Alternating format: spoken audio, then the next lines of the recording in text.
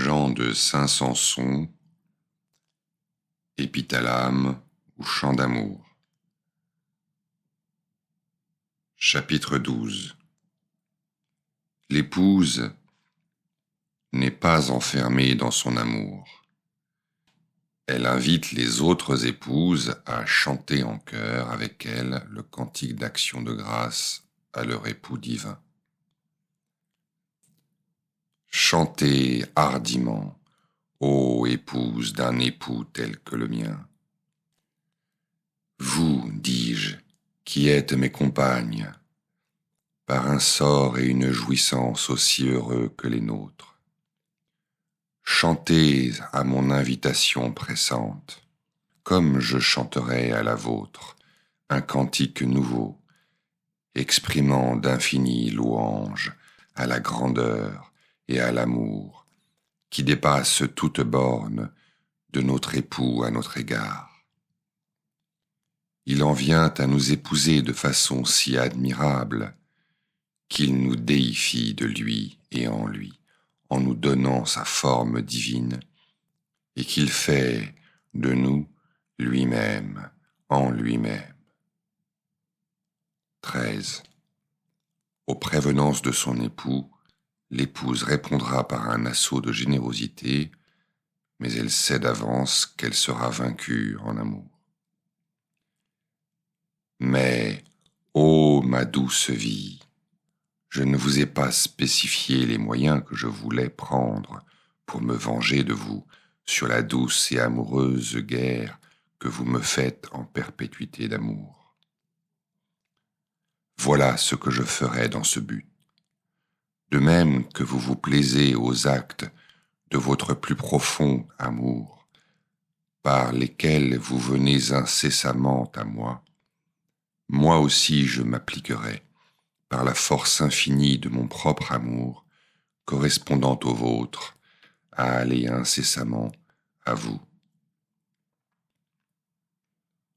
Alors, dans nos rencontres de l'un et de l'autre, fréquentes, et même infiniment fréquentes pour mieux dire, sans cesse nous nous affronterons d'esprit à esprit, jusqu'à ce que l'un de nous deux ait succombé dans son combat.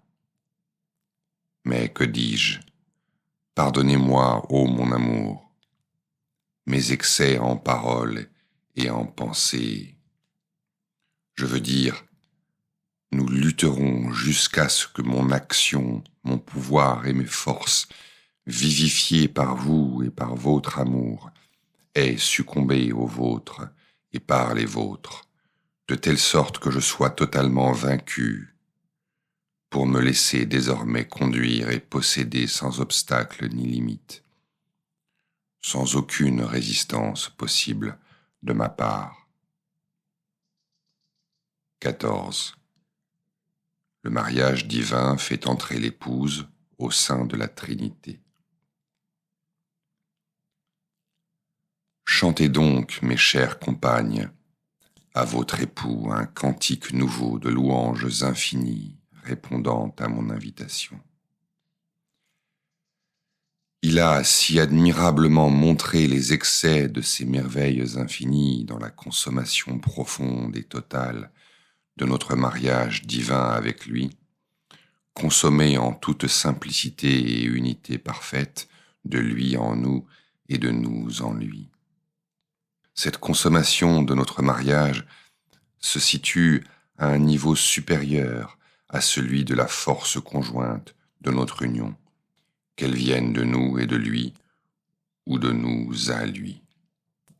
Elle s'effectue en l'unité divine de Dieu même, où résident les trois personnes de la Trinité, pour le comble de leur béatitude donnée et reçue, là même où elles se réjouissent à satiété et en plénitude, dans la contemplation globale et mutuelle qui enlace l'une par l'autre et l'une en l'autre. 15. Comment exprimer l'union avec l'être absolu qui dépasse toute connaissance?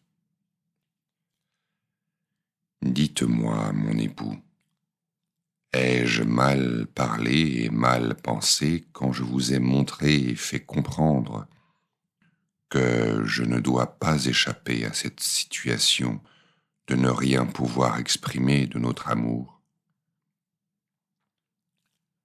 En effet, la jouissance et la possession que nous y prenons l'un et l'autre sont au-delà de toute explication, car cela se passe en une vision et un repos infiniment indicibles.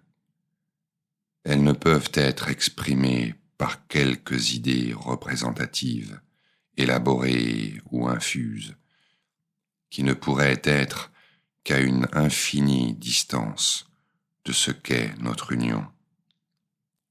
À quoi sert-il d'exprimer les choses qui sont par les choses qui ne sont pas, ou pareillement d'exprimer celles qui ne sont pas par celles qui sont? Car, dites-moi, ma vie et mon amour, où est la vérité de tout ce qui se rapporte à l'objet qui me ravit de lui et en lui, dans la plénitude de ce qu'il est? Plénitude dont je me sens débordé plus abondamment qu'on ne peut le penser. Où est-elle, cette vérité, sinon en vous, qui êtes au-delà de l'être, en l'éminence de l'être et en l'éminence du non-être, en l'être et au-delà de l'être, connu par la voie de la suréminente négation?